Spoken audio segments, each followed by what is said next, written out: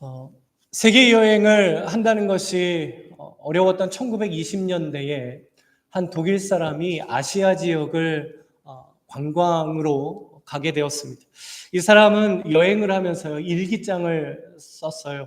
후대에 그 사람의 일기장이 이렇게 발견이 되고 그 안에 있는 내용들이 알려지게 됐습니다. 그런데 그 일기장 안에는요, 인종차별적인 그런 말들로 가득했다라고 합니다. 스리랑카 사람들은 거대한 쓰레기 속에서 살아간다. 중국인들은 더럽고 우둔하다. 일본 사람들은 지적 욕구가 형편없다. 이 일기장의 내용이 알려지자 많은 사람들이 충격과 실망을 하게 됐습니다. 왜냐하면 평소 이 사람은요, 인종차별에 반대한 평화주의로 유명했고, 백인의 인종차별을 백인들의 질병이라고까지 비판을 했던 사람이었기 때문입니다. 이 일기장의 주인이 바로 현대의 최고의 물리학자로 손꼽히는 아인슈타인입니다. 평소 아인슈타인의 평화주의를 추앙하던 사람들이 그 일기장의 내용을 듣는 순간 처음에는 믿으려고 하지 않았겠죠. 잘못된 정보이기를 바랬을 거고 누군가 만들어낸 루머이기를 바랬을 겁니다. 하지만 사실이었기 때문에 그만큼 충격적이고 실망감을 안겨주었죠. 그러나 그 일기가 아인슈타인이 미국으로 망명하기 이전에 썼던 일기장이라는 것이 밝혀졌고, 나중에는 이 아인슈타인이 인종차별이 아니라 평화주의를 앞장섰다라는 것에 이 충격과 실망에서 벗어날 수 있었다고 합니다. 오늘 본문이 그렇습니다. 우리가 알고 있는 예수님의 모습과 너무 달라서 그 예수님의 모습에 충격과 심지어 실망감까지 가질 수도 있는 예수님의 모습이죠. 예수님께서 두로와 시돈이라는 지역에 가셨어요. 이스라엘 북쪽에 있는 이 지역은 이방인들이 모여 살던 도시입니다.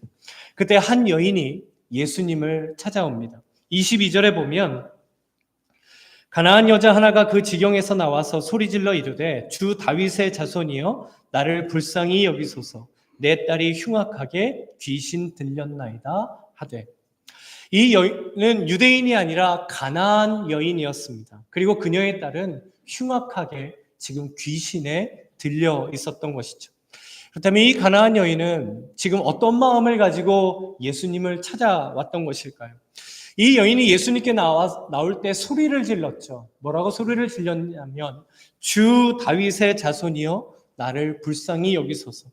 이 다윗의 자손이라는 것은 예수님은 하나님께서 약속하시고 하나님께서 보내신 메시아이다라는 것을 믿는 언약적인 호칭이었습니다. 이것이 무엇을 의미할까요? 이 여인은 예수님이 하나님이 보내신 메시아라는 믿음을 분명히 가지고 지금 나오고 있다는 겁니다. 당시 예수님께서 행하실 일들, 예수님이 전하신 복음이 그녀가 살고 있는 두로와 시도네까지 전해졌던 것이죠. 그래서 그녀는 실제로 예수님을 보지는 못했지만 예수님이 다윗의 자손으로 오신 메시아라는 믿음이 분명히 있었습니다. 그 예수님이 내가 너무나 사랑하지만 지금 귀신에 들려 있는 그 딸을 치유하실 수 있다라는 믿음을 가지고 예수님을 찾아왔습니다. 자, 그렇다면 예수님께서 이 여인에게 어떻게 행하실까요? 우리는 어떤 예상을 할 수 있죠? 예수님은 그 여인의 믿음을 분명히 알고 계셨어요. 그녀의 딸이 귀신 들린 것도 알고 계셨고, 이 여인이 지금 얼마나 간절하게 그 딸을 위해서 예수님께 나왔는지도 알고 계셨습니다. 그래서 이 여인이 소리를 지르면서 다가오니까 누가 내 이름을 불렀느냐라고 하시면서 그 여인의 고통을 공감해 주시고, 야, 네가 정말 네 딸 때문에 너무나 힘들었지. 이제 걱정하지 마라. 내가 너 딸을 치유하겠다라고 말씀해 주시고, 그리고 그녀의 아픔을, 그녀의 힘듦을 위로해 주실 것 같습니다. 그리고 성경에 나온 다른 사건들처럼 그 자리에서 귀신 들린 그 딸의 귀신을 쫓아내시거나 말씀에 역사하시거나 아니면 직접 그녀의 집에 가서 딸의 귀신을 쫓아내실 것 같죠. 이런 모습이 우리가 알고 우리에게 익숙한 예수님의 모습입니다. 그런데 예수님께서요, 이제까지 단 한 번도 보이시지 않으셨던 모습, 그리고 앞으로도 보이시지 않을 모습으로 그녀를 대하기 시작을 하시죠. 23절에 예수는 한 말씀도 대답하지 아니하시니 제자들이 와서 청하여 말하되 그 여자가 우리 뒤에서 소리를 지르오니 그를 보내소서. 이 여인이 크게 소리를 질렀어요. 그런데 예수님께서 한 말씀도 하시지 않는 겁니다. 그녀의 목소리가 들리지 않았을까요? 아니요. 분명히 예수님께 들렸을 겁니다. 거기에 있는 제자들이 시끄럽다라고 느낄 정도로 그 여인은 지금 큰 목소리로 예수님을 불렀던 것이죠. 그런데 예수님이 아무 말씀도 하시지 않아요. 마치 아무 소리도 안 들리는 것처럼 예수님은 그냥 갈 길을 가시는 겁니다.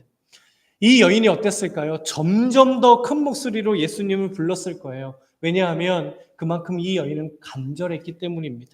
그런데도 예수님은 아무 말씀도 하시지 않습니다.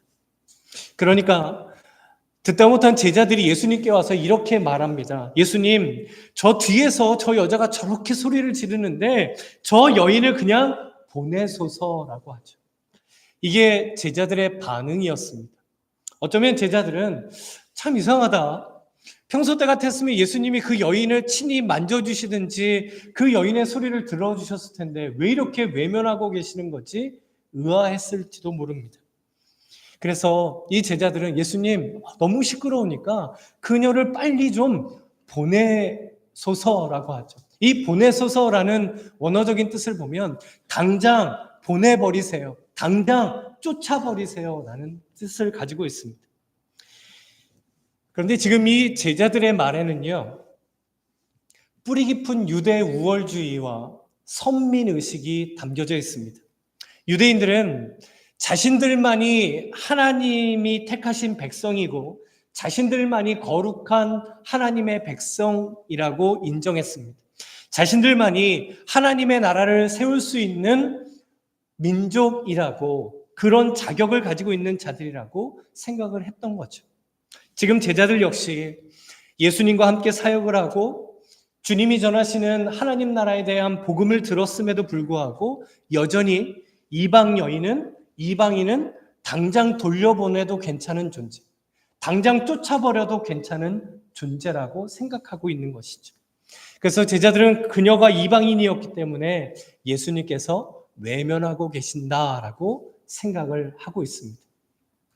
그때 예수님께서 그 제자들의 마음을 속 시원하게 만들어 주시는 것과 같은 말씀을 하게 되죠. 그런데 그 말씀은 그 가나안 여인에게는 너무나 큰 절망과 인종차별을 느낄 수 있는 말씀이었습니다. 24절에 예수님께서 이렇게 말씀하세요.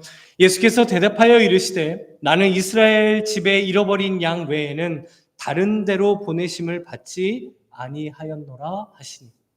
지금 예수님께서 뭘 말씀하시는 걸까요? 나는 이스라엘의 집에 잃어버린 양, 그러니까 유대인들을 위하여 왔지 이방인들, 다른 나라의 사람들을 위하여 보내심을 받은 게 아니다라고 말씀하십니다. 그렇다면 이 말씀을 들은 가나안 여인은 어떻게 반응할 수 있었을까요? 이 여인은 평소 유대인들이 이방인들을 어떻게 대하는지 실제적인 삶을 통하여 잘 알고 있었을 겁니다. 100번, 1000번 양보해서 이 정도는 괜찮다라고 생각할 수도 있었겠죠. 그러나 그 여인은 거기서 물러설 수가 없었습니다. 더 간절하게 예수님께 외치기를 시작을 하죠. 25절에 보니까 여자가 와서 예수께 절하며 이르되 주여 저를 도우소서. 소리를만 지르다가 이제 예수님 앞에 엎드려요. 예수님께 절을 합니다. 그리고는 주여 저를 도우소서라고 간구를 하죠. 성경에 나오는 예수님을 찾아온 수많은 병자들, 장애인들, 귀신 들린 자들, 고통에 빠져 있던 자들, 그들이 예수님 저를 도와주세요 라고 했을 때 예수님의 모습을 한번 생각해 보시기 바랍니다. 이제라도 예수님께서는 그 여인의 엎드려 있는 그녀의 몸에 손을 얹으시고 울고 있는 그녀와 함께 우셨을 것 같습니다. 그녀의 아픔을 아실 것 같아요.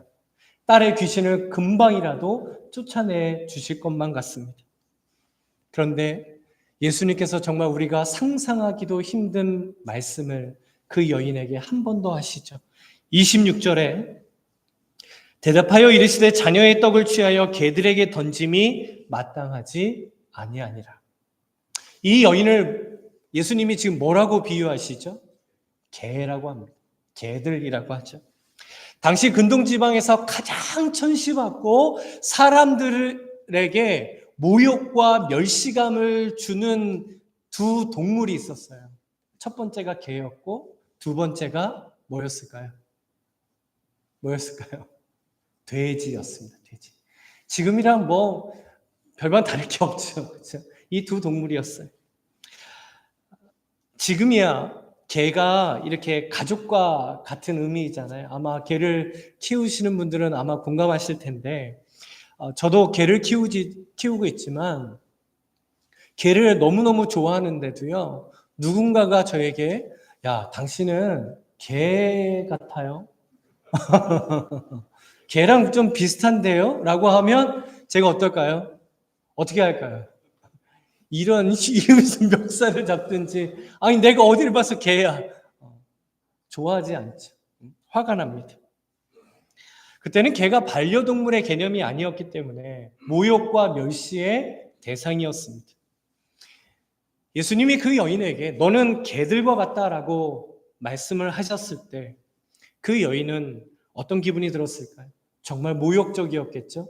분노가 치밀어 올랐을 겁니다. 엎드려서 있던 그 자리에서 벌떡 일어나 어쩌면 침을 뱉었을 거예요. 그러면서 내가 다시는 내가 예수라는 저 인간 앞에 나오나 봐라 욕하며 돌아가 버릴 수도 있었을 말입니다. 그리고 옆에서 이 광경을 지켜보던 제자들은 아마도 너무나 만족스러워 했을 거예요. 역시 우리 선생님이야.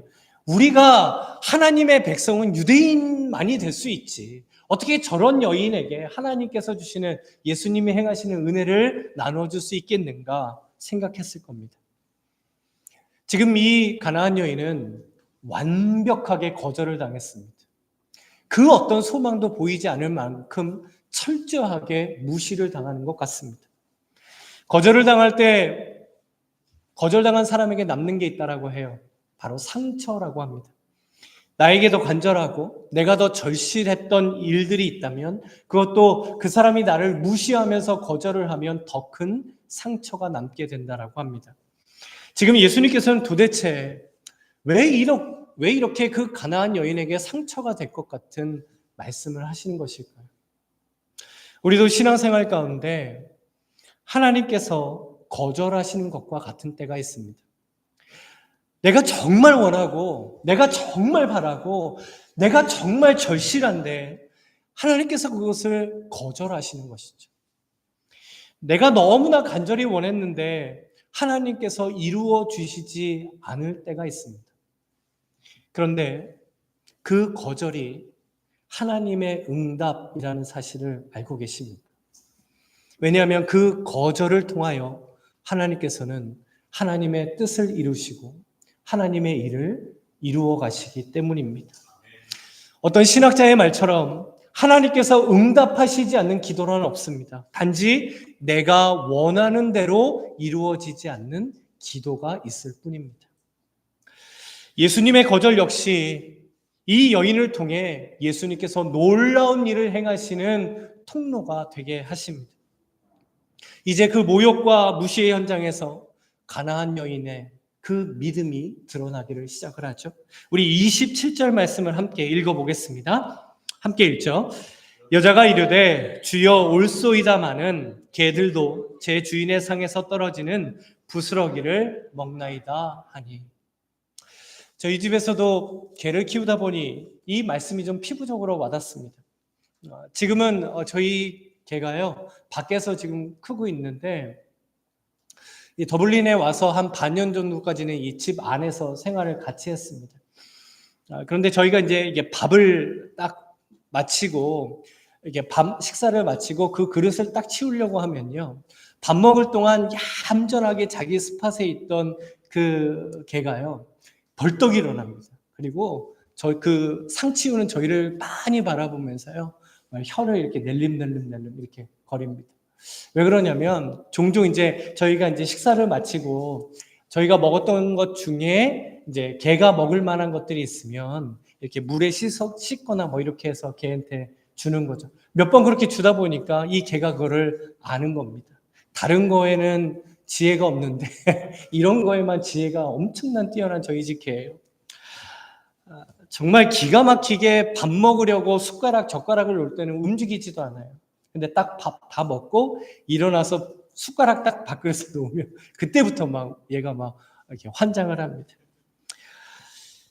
이 여인이 개들도 제 주인의 상에서 떨어지는 부스러기를 먹습니다 라고 한 것은 지금 무슨 뜻일까요? 뭘 고백한 것이겠습니까? 예수님, 개들도 주인이 식사를 마치면 그 상에서 떨어지는 부스러기를 먹습니다. 그런 것처럼 예수님이 지금도 나의 주인이신 줄로 믿습니다. 그리고 그 주인 되신 예수님께서 내 딸을 긍휼히 여기시고 내 딸을 치유하실 줄로 믿습니다. 예수님, 부스러기 같은 아무리 작은 예수님의 은혜라 할지라도 그 은혜가 나에게는 완전한 은혜입니다. 이것을 지금 이 여인은 고백한 것이죠. 지금 이 가나안 여인의 믿음이 우리에게 무엇을 보여주는 것일까요? 부스러기같이 아무리 작아 보이는 은혜라도 예수님의 은혜는 완전하고 충만하다라는 사실입니다. 그리고 그 은혜의 완전함을 알고 그 은혜를 구하는 것, 그것이 바로 믿음이라는 것이죠. 예수님께서 이 여인의 믿음에 감동하셨어요. 그리고 그 여인에게 이렇게 말씀하십니다. 28절에 보면 이에 예수께서 대답하여 이르시되 여자여 내 믿음이 크도다 내 소원대로 되리라 하시니 그때로부터 그의 딸이 나으니라. 아멘. 예수님이 그 여인에게 여자야 내 믿음이 크도다 내 믿음이 크도다라고 하시죠. 지금 이 여인의 무엇을 보시고 너의 믿음이 크도다라고 말씀하신 것일까요? 예수님께서 우리의 모든 것을 아시는 것처럼 그녀에 대한 모든 것을 주님은 알고 계셨습니다. 그녀의 딸이 귀신 들렸고 고통스러워하는 모습을 도저히 볼 수 없었던 그 어머니의 애틋한 마음을 예수님께서 분명히 알고 계셨습니다. 차라리 내가 아프고 말지, 차라리 내가 힘들지, 그런 진심이 나오는 게 부모의 마음이죠. 그런데 예수님께서 그 여인에게 야, 너의 그 어머니의 마음이 참 크구나. 그 갈급함이 너무 크구나. 그게 감동적이구나. 그래서 내 믿음이 크도다. 이렇게 말씀하시지 않죠. 왜냐하면 그 여인이 이렇게 예수님 앞에 간절할 수 있었던 이유는 주님을 향한 믿음이 있다라는 것을 예수님은 알고 계셨기 때문입니다. 그리고 정말 작은 은혜라도 그 은혜는 너무 완전한 은혜이기 때문에 그 부스러기와 같은 은혜만 주셔도 내 딸에게 생명을 주시고 내 딸을 자유할 수 있도록 하시는 주님의 은혜는 완전한 은혜라는 것을 이 여인은 믿었기 때문입니다. 예수님께서 그 여인의 그 믿음을 보시고 내 믿음이 크도다라고 말씀해 주신 것이죠. 주님 안에 사랑하는 성도 여러분, 큰 믿음이 무엇일까요? 예수님이 보시고 큰 믿음이다라고 말씀하시는 믿음은 과연 어떤 믿음이겠습니까? 예수님을 믿고 예수님께 부스러기와 같은 은혜라도 구하는 믿음이 바로 큰 믿음입니다. 부스러기와 같은 은혜라도 나에겐 충분합니다. 그 은혜를 주실 분은 오직 예수 그리스도 한 분뿐입니다. 이것을 고백하는 믿음이 큰 믿음이다라고 말씀해 주시는 것이죠. 우리가 오해하면 안 됩니다. 큰 믿음이라고 하니까 뭔가 대단한 일을 하거나 예수님을 믿은 지 오래되었거나 아니면 내가 남들에게 내세울 수 있을 만한 어떤 신앙의 경력을 가지고 있거나 내가 어떤 일을 했거나 아니면 성경에 대한 신학적인 지식이 해박하거나 남들에게 내세울 수 있을 만한 신앙의 모습과 경력이 있다라고 해서 큰 믿음이 되는 것 절대 아닙니다. 예수님은 그런 걸 보시고 우리에게 너의 믿음이 크도다라고 말씀하시지 않습니다. 정말 예수님의 은혜 없이는 나는 살 수 없습니다. 그러니 예수님 나에게 은혜를 베풀어 주세요라고 그 은혜를 구하는 것이 큰 믿음이라고 말씀해 주시는 것이죠. 종종 저희 집 막내를 통해서요, 이 믿음의 도전을 받고 믿음의 순수함을 제가 보면서 부끄러워질 때가 있어요. 저희 막내가 지금 나이가 이제 14살이 됐는데 상태는 한 6살, 7살 정도 된다라고 해요. 그러니까 그때 아이의 순수함이 아직도 있습니다. 그래서 이 아이가 자기가 정말 뭔가 가지고 싶은 것, 정말 뭔가 이루고 싶은 일이 있으면요, 하나님께 정말 간절히 기도해요. 근데 문제는 그럴 때에만 간절하게 기도한다라는 거고, 그럴 때에만 너무 티를 낸다는 거예요. 소리내서 기도도 안 하던 녀석이요, 밥 먹을 때 이렇게 저희 이렇게 앉아 있는데 갑자기 기도를 해요. 그래서 하나님, 아빠가 내가 가지고 싶은 거 꼭 사주게 해주세요. 뭐 이런 식으로 이제 기도를 합니다. 이번 여름에 처음으로 부모와 떨어져서 3박 4일 동안 장애인 캠프를 참여하게 됐어요. 그런데 이 캠프가 너무 유명해서요, 지원자가 너무너무 많대요. 그래서 여러 가지 상황을 보고 또 추첨을 통해서 그 캠프에 참여할 수 있는 아이들을 선별을 한다라고 합니다. 너무 감사하게 이번에 막내가 이제 뽑히게 돼서 캠프를 참여하게 됐어요. 그런데 이 캠프에 참여한다는 것을 너무 미리 알려주면 이 아이가 모든 초점이 거기에 맞춰지니까 저희가 너무 피곤한 거예요. 하루에 막 수십 번씩 물어보니까, 그래서 일부러 말을 안 해줬어요. 그래서 일주일 되기 전까지는 이제 말을 안 해줬습니다. 그런데 어느 날 이 아이 방 앞에요, 박스가 하나 놓여져 있는 거예요. 그래서 아빠, 내가 예수님한테 편지를 썼어요. 그래서 이 박스에 넣었어요. 라고 하는 겁니다. 그래서 예수님이 편지 읽겠죠? 라고 하고 잠이 들었어요. 그래서 어떤 내용인가 그 박스에 있는 편지를 꺼내서 읽었어요. 아시는 것처럼 스펠링이 맞는 게 없어요. 문법이 맞는 게 없어요. 그러니까 제가 막 생각하면서 막 유추하면서 이렇게 봤는데 그 내용이 이런 내용이었어요. 예수님, 나 이 캠프 꼭 가고 싶어요. 예수님, 내 마음 알죠? 이 캠프 꼭 되게 해주세요. 내가 기도하면 예수님이 들어주실지 나는 믿어요. 라는 내용이었습니다. 몇 줄 되지 않는 내용에 그 아이의 믿음의 순수함이 보였습니다. 그래서 도저히 숨길 수가 없어가지고요, 그 다음날 아침에 말해줬어요.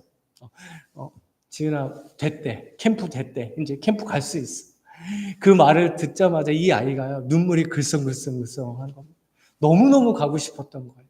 너무너무 좋은 거죠. 그러면서 처음으로 한 말이 있습니다. 그 말이 뭐였냐면, 아빠, 예수님이 나를 너무 사랑하시나? 내가 기도하니까 예수님이 들어주셨네? 라는 거였습니다. 주님 안에 사랑하는 성도 여러분, 예수님께서 오늘 이 본문의 말씀을 통해 우리에게 이렇게 묻고 계시는 거예요. 너희들은 부스러기만한 은혜로도 충분한 믿음인가? 부스러기만한 은혜가 나에게 있어도 너희들은 감사하는 믿음인가? 그 부스러기만한 은혜라지만 그 은혜가 내 모든 삶을 온전하게 한다라는 그것을 믿는 믿음인가? 라고 물으시는 것입니다. 그러면서 가나안 여인처럼 우리도 큰 믿음이 되기를 예수님께서 지금 원하시는 겁니다. 지금 예수님께서 나를 보시고 내 믿음이 크도다 라고 말씀하실 수 있을까요? 정말 나에게 부스러기와 같은 은혜를 구하는 그 믿음이 있겠습니까? 예수님은 은혜의 하나님이신 줄로 믿습니다. 예수님은 결코 우리에게 부스러기와 같은 은혜만을 주시는 분이 아닙니다. 자신의 생명을 통하여 감당할 수 없는 은혜를 십자가를 통해 이미 우리에게 주셨고 지금도 우리로 하여금 은혜 안에 살아가도록 하십니다.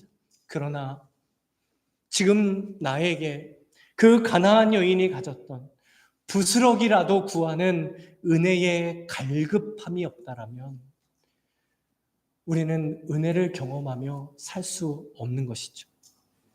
주 안에 사랑하는 성도 여러분, 그런데 혹시 지금 우리는 이 은혜의 갈급함을 잃어버린 채 살아가고 있지는 않겠습니까? 솔직하게 우리가 이 질문에 한번 대답해 보죠. 우리가 왜 살아가면서 은혜의 갈급함을 잃어버리는 것이겠습니까? 주님의 은혜가 내 삶에 절실하게 필요하지 않기 때문입니다. 은혜 아니면 살 수 없다라는 그 절실함이 지금 내 삶에 없기 때문이죠. 은혜가 아니면 내가 설 수 없고 내가 살 수 없다라는 것을 실제로 내가 인정하지 않기 때문입니다. 그리고 또 한 가지의 이유는 은혜의 갈급함이 없어지는 이유는 하나님께서 우리에게 주신 그 은혜가 값싼 은혜가 되었기 때문입니다. 하나님이셨던 예수님께서 이 땅에 오셔서 십자가에서 생명을 내어주셨고 우리의 모든 죄를 속죄해 주셔서 구원의 은혜를 하나님의 선물로 우리에게 주신 줄로 믿습니다. 인간의 그 어떤 행위와 공로로 얻을 수 없는 오직 하나님만이 주실 수 있는 은혜를, 그 값진 은혜를 우리는 받았습니다.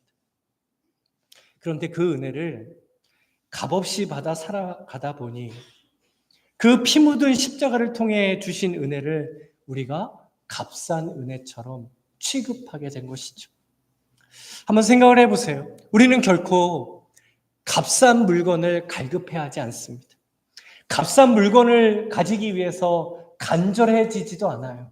가장 중요한 것은 값싼 물건을 소중히 생각하지 않습니다.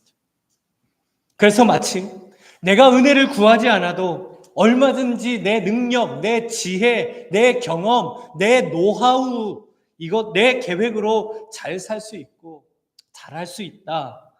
이렇게 은혜 없이 사는 신앙생활이 된 것이죠. 결국 내가 살아가는 모든 것이 하나님의 은혜, 주님의 은혜라는 것도 잊은 채 은혜를 간절히 구하는 그런 모습을 잃어버리게 된 것입니다. 독일 히틀러 시대에 순결한 신앙을 지켰던 본 회퍼라는 목사님이 있는데요. 그 목사님이 쓴 나를 따르라 라는 책에 보면 값싼 은혜가 무엇인지 이렇게 소개하고 있습니다. 값싼 은혜는 본받음이 없는 은혜, 십자가 없는 은혜, 살아계신 예수 그리스도, 사람이 되신 예수 그리스도가 없는 은혜이다. 결국 값싼 은혜는 본문의 가나안 여인이 가졌던 그 은혜의 간절함, 그 은혜의 절실함을 잃어버리는 것입니다. 이 간절함을 잃어버리게 되면 예수님께서 그 십자가에서 피 흘리시기까지 우리에게 주신 그 은혜를 우리는 너무나 값싸게 만들어버리는 거예요. 내가 은혜 아니면 살 수 없다라는 그 믿음을 잃어버리는 것이 값싼 은혜입니다. 주 안에 사랑하는 성도 여러분, 우리 주님의 피 묻은 십자가의 이 은혜를 값싸게 만드는 그런 삶이 되지 않기 원합니다. 말씀을 준비하면서요, 하나님께서 계속해서 한 가지를 저에게 물으시는 거예요. 뭘 물으셨냐면, 너는 지금 부스럭이라도 간절히 찾고 있느냐? 너는 정말 지금 부스럭이라도 간절히 원하고 있느냐? 제가 어떻게 대답했을까요? 선뜻 대답하지 못했어요. 예수님, 그럼요. 부스러기와 같은 은혜 저 갈급합니다. 부스러기와 같은 은혜만으로도 저는 충분합니다. 대답하지 못했어요. 왜냐하면 예수님, 이왕이면 큰 은혜, 예수님, 이왕이면 대단한 은혜, 예수님, 부스러기 같은 은혜 말고 잘 차려진 미슐랭 셰프가 만든 그 고급진 식단과 같은 그런 은혜 주시면 안 될까요? 를 원하는 마음이 제 안에 있었기 때문입니다.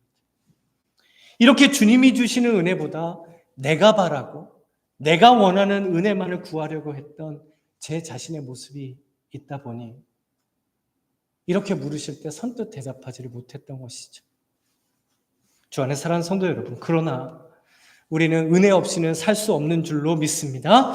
예수님께서 주시는 은혜는요, 아무리 부스러기와 같은 은혜라 할지라도 완전하신 은혜인 줄로 믿습니다. 성경이 제일 먼저 시작하는 창세기 1장 1절 말씀 다 아시죠? 뭐죠? 태초에 하나님이 천지를 창조하시는. 그러면 성경 맨 마지막 절은 무엇일까요? 이건 잘 모르시더라고요. 성경 맨 마지막 끝나는 요한계시록 22장 21절 말씀은요, 이렇습니다. 주 예수의 은혜가 모든 자들에게 있을지어다. 아멘. 주 예수의 은혜로 사는 사람들이 바로 그리스도인입니다. 너희들이 이 땅에서 사는 동안 너희들은 은혜 안에서 사는 것이다 라고 말씀하시고 성경을 마치신 것입니다.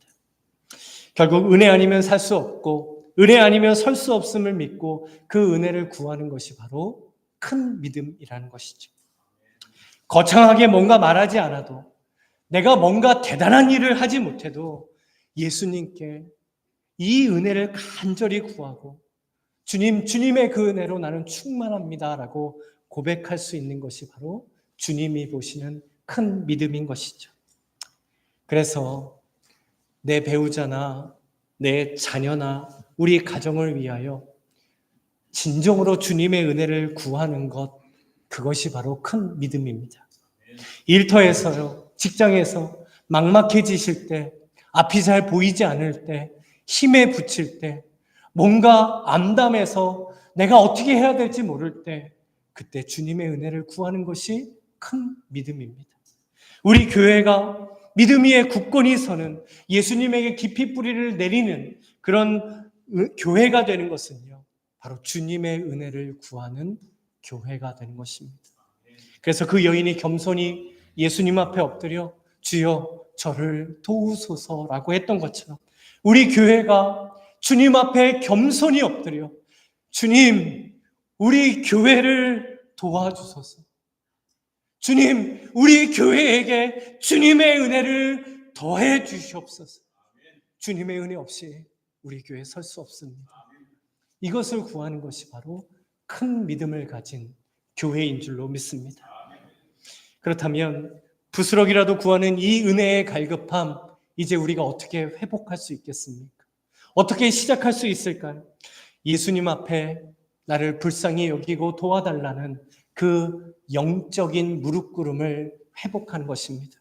25절 말씀에 다시 보시면 여자가 와서 예수께 절하며 이르시되 주여 저를 도우소서. 은혜의 시작점은 바로 주여 저를 도와주소서, 여기 시작됩니다. 주여 나의 영혼을 도우소서. 주님 나의 가정을 도우소서. 주님 내 자녀를 도우소서. 주님 내 일터를 도와주세요. 주여 우리 교회를 도우소서. 예수님 앞에 이렇게 엎드려 이렇게 고백할 때 은혜의 간절함이 회복될 줄로 믿습니다. 결국 이 은혜의 절박함이 있는 성도와 교회는 무엇을 고백하는 것일까요? 예수님의 은혜를 이토록 간절히 구하는 성도와 교회는 무엇을 고백하는 것이겠습니까? 예수님 없이는 나는 살 수 없습니다. 바로 이거를 고백하는 거예요. 예수님, 우리 가정, 예수님 없이는 살 수 없습니다. 내 일터, 우리 직장, 우리 비즈니스, 예수님 은혜 없이는 설 수 없습니다. 우리 교회, 예수님의 은혜 없이는 설 수 없어요. 예수님 없으면 안 됩니다. 바로 이것을 고백하는 것입니다. 주님 안에 사랑하는 성도 여러분, 하루를 시작하시면서 주님의 은혜를 구해 보시기 바랍니다. 아침에 눈을 뜨고 침대에서 일어나시면서요, 주여 저를 도우소서. 주님 오늘도 주님의 은혜 안에 살기 원합니다. 주님 은혜를 더해 주세요 라고 하루를 시작해 보시기 바랍니다. 그리고 하루를 마치실 때 분주하고 피곤한 일상을 사시다가 침대에 누우실 때 주여 은혜를 주셔서 감사합니다 라고 은혜를 고백해 보시기 바랍니다. 그리고 일상 가운데 정말 은혜가 필요할 때마다 순간순간 짧게라도 주여 저를 도우시고 주님 이 시간에 은혜를 주시옵소서, 예수님을 찾으시기 바랍니다. 반드시 예수님께서 은혜를 베푸실 줄로 믿습니다. 혹시 은혜를 구하지 않아도 은혜 없이도 나는 잘 살 수 있을 것 같아서 주님 앞에 엎드리지 않았던 교만한 우리들의 모습이 있다라면, 값싼 은혜만을 쫓았던 우리의 모습이 있다라면 이제 다시 예수님 앞에 엎드릴 주님의 은혜를 구하기 원합니다. 그리고 주여 저를 도우소서라며 주님의 부스러기와 같은 그 은혜를 구하는 이 갈급함이 이 예배와 오늘 주신 이 말씀을 통하여 회복되어지시기를 주님의 이름으로 간절히 축복합니다. 그래서 예수님이 저와 성도님들을 보시며 내 믿음이 크도다라고 말씀하시는 뿌리 깊은 신앙이 되시고, 그리고 주님이 우리 교회를 보시며 너희 믿음이 크도다라고 말씀하시는 주님의 몸된 우리 교회 되기를 이 시간 주님의 이름으로 간절히 축원합니다. 아멘.